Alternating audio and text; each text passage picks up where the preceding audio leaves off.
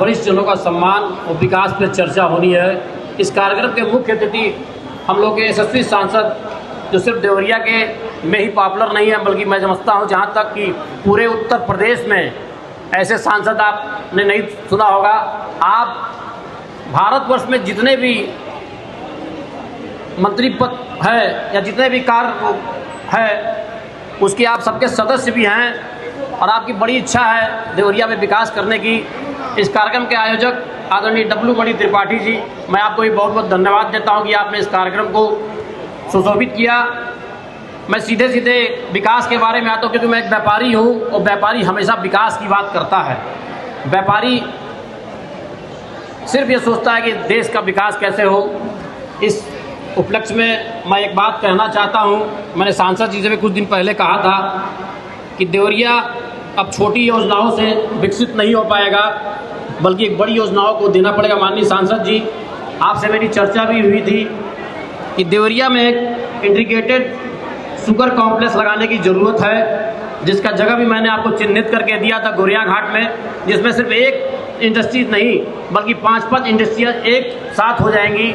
साथ sugar mill के साथ साथ पेपर मिल, डिस्टिलरी और पावर प्लांट की स्थापना हो जाएगी। माननीय सांसद जी, हमें आपसे बहुत उम्मीद है। उसी उम्मीद के कड़ी में मैं ये कहना चाहता हूँ कि देवरिया को एक और बहुत बड़े विकास की ज़रूरत है। देवरिया को एक इंजीनियरिंग कॉलेज की ज़रूरत है और वो इंजीनियरिंग कॉलेज आप बैतालपुर सिरजम या उसरा बाज़ार में खोल सकते हैं, जिससे बहुत से युवाओं को, बहुत से लोगों को एक अच्छा वातावरण मिलेगा। और यही नहीं, साथ में पीजी कल्चर भी डेवलप होगा, विकास भी होगा।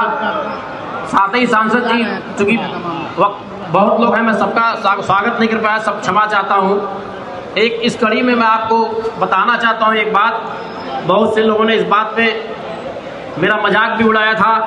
मैं इस देवरिया को एक मिनी नोएडा के रूप में देखना चाहता हूँ और ये बहुत आसान है, ये बहुत मुश्किल चीज़ नहीं है। आपको केवल बड़ी बड़ी कंपनियों को यहाँ आमंत्रित करना होगा। उसके लिए बहुत अच्छी अच्छी जगह है यहाँ पे। आप लाहीपार मंदिर के पास चले जाएं, वहाँ बड़े बड़े काश्तकार, बड़े बड़े किसान हैं। केवल हमको इंफ्रास्ट्रक्चर देना है, आपको केवल आमंत्रित करना है। इससे मैं देवरिया में ही क्यों कह रहा हूँ IT सिटी सेंटर, क्योंकि देवरिया बिहार के सीमावर्ती क्षेत्रों से जुड़ा हुआ है। लगभग 200 किलोमीटर पे लाखों बेरोजगार ऐसे हैं जो रोजगार की तलाश में बाहर नहीं जा पाते हैं। यहाँ जब आप उसको माहौल देंगे तो न केवल यहाँ पे बड़े बड़े पीजी, बड़े बड़े हॉस्टल, बड़े बड़े होटल डेवलप होंगे, पूरे देवरिया का समुचित विकास होगा। माननीय सांसद जी, इसी कड़ी में एक विकास के बारे में मैं आपको कहना चाहता हूँ कि 10 साल हो गया उत्तर प्रदेश में भारतीय जनता पार्टी की सरकार है। पूरा उत्तर प्रदेश विकसित हो चुका है, विकसित विकास के राह में बढ़ रहा है, लेकिन देवरिया अभी भी उपेक्षित है। और सबसे बड़ा उपेक्षित ये है कि आज हमारा बस स्टेशन भी देवरिया में नहीं है, बल्कि मैं तो कहूँगा कि इस बस स्टेशन को 2 भागों में बांट दिया जाए। एक जो बनारस और बिहार की तरफ जाने वाली है, दूसरा जो गोरखपुर और कसिया रोड की तरफ जाने वाले 2 भागों में देवरिया के बस स्टेशन को विभाजित करें। क्योंकि सबसे बड़ी बात है कि देवरिया का विकास इससे भी रुका हुआ है। कम से कम दूर जाएगा तो शहर का विकास होगा। तीसरा हमारी मांग है कि देवरिया में जिला अस्पताल नहीं है, उसके लिए जगह की चर्चा आपसे हुई थी।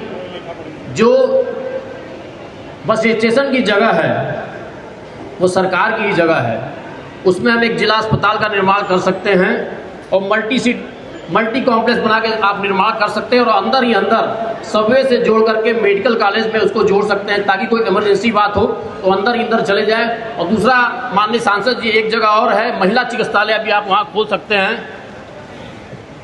आप DM साहब के बगल में एक जगह है, वहाँ भी एक महिला चिकित्सालय खोलें और देवरिया को अब नया देवरिया बसाने की कोशिश करें हम लोग। देवरिया में जितने भी ऑफिस हैं, जितने भी बड़े सरकारी संस्थान हैं, उसको यहाँ से 7 किलोमीटर 8 किलोमीटर आप स्थापित करें, जिससे देवरिया शहर का विकास होगा। माननीय सांसद जी, विकास की बहुत सी बातें हैं, समय कम है हमारे पास, आपके पास भी, लेकिन ये जरूर कहना चाहेंगे कि देवरिया का जो माल गोदाम है, जो विकास में सबसे बड़ा बाधा है, इसको अहिल्यापुर ट्रांसफ़र करने की कोशिश करें। और देवरिया आपको ऐसे नज़रों से देख रहा है क्योंकि हम सभी लोग जानते हैं कि कोई आप साधारण सांसद नहीं हैं। आप अगर ठान लें तो देवरिया एक विकसित देवरिया हो जाएगा। इसी आशा और विश्वास के साथ जय हिंद, जय भारत, जय व्यापारी समाज।